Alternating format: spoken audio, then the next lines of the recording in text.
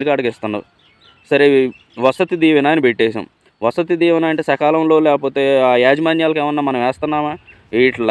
ఆ యాజమాన్యాలు పిల్లలు ఎవరైతే ఉన్నారో వాళ్ళని ఇబ్బంది పెడుతున్నాయి. కాలేజీల్లో కావచ్చు, వేరు వేరు ప్రదేశాల్లో వసతి దీవెన ఎవరెవరైతే అర్హత సాధించున్నారో వారందరినీ కూడా ఆ ఇన్‌స్టిట్యూషన్స్ ఏవైతే ఉన్నాయో అవి ఇబ్బంది పెడుతున్నాయి. మీరన్నా కట్టండి, అయి పడినప్పుడు మీరే తీసుకోండి అని చెప్పి. సరే డైరెక్ట్‌గా ఏసేవాడు ఈ కాలేజీల్లోనో లేపోతే వేరు వేరు ఏవైతే ఉన్నాయో ఆర్గనైజేషన్స్ వాటికన్నా ఏస్తన్నావా?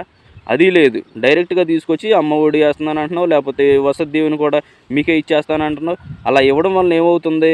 అవి పడే డబ్బులు మీకే పడుతున్నాయి కాబట్టి ముందెత్తుకొచ్చి మాకు కట్టేసేయండి అనే విధంగా యాజమాన్యాల తీరైతే ఉంది. దానివలన నష్టం ఎవరికి కలుగుతుంది? మళ్ళీ అటు తిరిగి ప్రజలకే కలుగుతుంది. మద్యం మద్యం రేట్లని రూ. 50, రూ. 60 లేతే రూ. 70, రూ.